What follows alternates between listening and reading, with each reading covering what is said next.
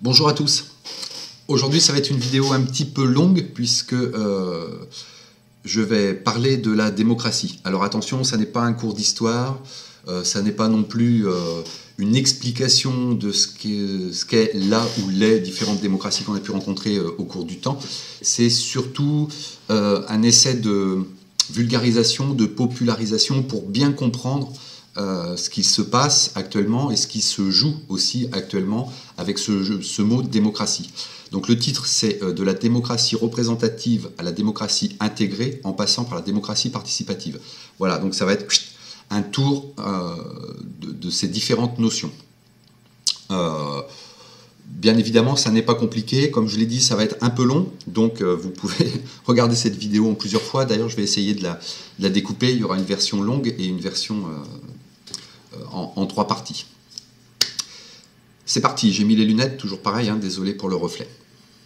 Donc, actuellement en Occident, lorsque nous faisons référence à la démocratie, nous parlons généralement de démocratie représentative, de celle qui a pour base une constitution appliquée à un fonctionnement gouvernemental républicain ou monarchique, dont la garance est dévolue à un président, un chancelier, un roi, etc. Pour certains pays, essentiellement hors Occident, le représentant peut être religieux, mais dans ce cas, il devient compliqué d'associer démocratie et religion dans une même notion. Dans ce cas, il est peut-être plus correct de parler de fondamentalisme, notion qui est une volonté politique de rebâtir un ordre religieux lorsqu'il n'y a plus de tradition.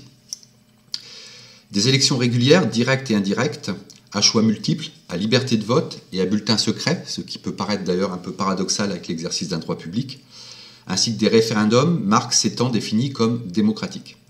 En résumé, ces élections permettent la mise en place de législateurs, ceux qui rédigent les lois, les sénateurs, d'exécuteurs, ceux qui les valident, le chef de l'État et ou son Premier ministre, ainsi que les députés, puis quelquefois ceux qui les font appliquer, le corps judiciaire. Il est notable que le corps judiciaire est souvent autonome par rapport à l'État, ce qui signifie qu'il est rare que des citoyens votent pour les personnes représentant cette institution.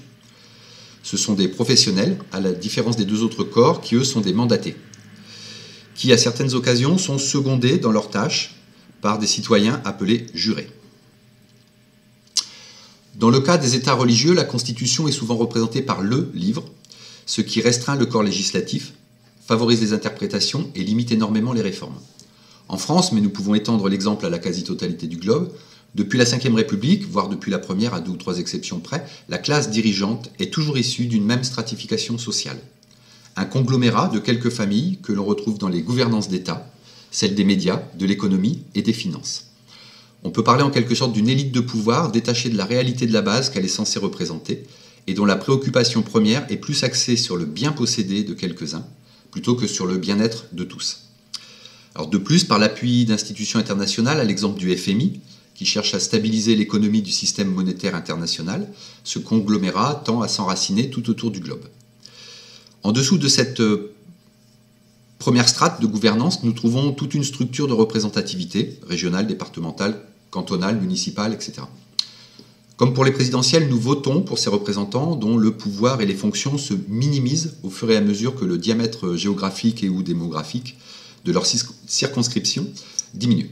Donc c'est une succession de petits pouvoirs délégués qui favorisent en fait la stabilité du pouvoir premier.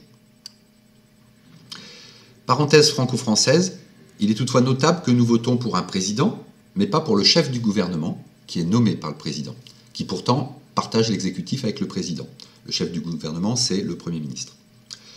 Depuis quelques décennies, le pouvoir économique et financier étant devenu mondial, il a de facto pris le pas sur le pouvoir politique, qu'il soit d'État ou de regroupement d'États, et nos représentants démocratiques voient leur pouvoir décisionnaire se réduire comme peau de chagrin. À titre d'exemple, voir l'article sur l'arbitrage du commerce international référencé en dessous de la vidéo. Donc pour être clair, le représentant politique, quelle que soit son idéologie, détient une marge de manœuvre minimale qui se limite à quelques décisions sociales, environnementales et culturelles. Le politicien ne peut plus, si tant est qu'il l'aurait souhaité, représenter les différentes options d'un bien vivre ensemble pour un groupe d'individus, puisqu'il est devenu au mieux le porte-parole, l'orateur, dans le meilleur des cas on peut dire le rhétoricien, de la mise en place du bien-avoir par et pour l'économie financière. Le PNB, le produit national brut, étant devenu l'unique indicateur considéré comme facteur d'importance et de crédibilité du bien-être d'un pays, Mais ne nous y trompons pas, le PNB c'est du bien avoir pour ce qui est du bien vivre ensemble. Nous n'avons plus de représentants élus, si ce n'est pour faire appliquer certaines normes du droit financier et quelque peu judiciaire. Alors je distingue bien-être, qui est une question d'équilibre personnel et de choix personnel, avec bien vivre ensemble, qui est la gestion de la cité, ce que logiquement représente le politique. Donc il y a 10 000 ans, les regroupements, devenus communautés puis sociétés, ont eu pour fondement la protection, celle de nos biens, ressources et outils de production, ainsi que celle de notre personne, justice, santé, éducation, etc. Depuis environ 150 ans, et de manière exponentielle, nous avons inversé ce processus. C'est-à-dire que dorénavant, l'individu sert de protection au fonctionnement de la société, qui elle-même sert de source de profit à quelques nantis. Un individu peu consommateur ou sans pouvoir d'achat ne représente plus aucun intérêt pour un État. Les ressources et outils de production appartiennent à des consortiums et les services publics sont en passe, voire ont commencé à devenir également leur possession. C'est flagrant dans le domaine de la santé, on le perçoit de plus en plus fréquemment dans le domaine de la justice, et cette extension se propage vers l'éducation. Les industries sont en train de rentrer dans le système scolaire dit national. Dernière nouveauté en date, le vivant étant brevetable, il devient également propriété de ces consortiums. Alors en conclusion, nous avons une classe dirigeante, donc dominante, qui boucle sur elle-même et qui consacre l'essentiel de son temps à la direction d'intérêts économiques privés, qui peu à peu a délaissé jusqu'à oublier le bien-vivre de 99% de la population mondiale. Autrement dit, un régime resté féodal dans ses repères et son fonctionnement d'ailleurs pyramidal, et qui souhaite convenir aux besoins du présent ainsi qu'aux défis actuels, en forçant, par l'intermédiaire d'une globalisation unique et obligatoire, en faisant fi des réalités naturelles et des acquis culturels de chacun. C'est l'image d'un McDo Coca pour tous et en permanence, à l'intérieur d'un marché économique totalement virtualisé. Modèle unique de réussite économique et d'intégration sociale. Aussi délirant qu'inadapté, tant d'un point de vue social que sanitaire qu'écologique.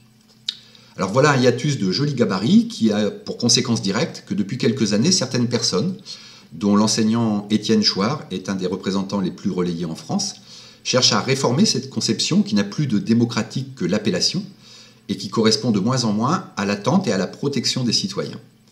Recherche et travaux qu'ils effectuent, ces personnes, tout en évitant de basculer, bien évidemment, dans un obscurantisme totalitaire, qu'il soit civil, militaire ou religieux. Alors c'est en travaillant dans cette direction que revient de plus en plus fréquemment sur le devant de la scène démocratique une notion première de ce système, qui est la participation.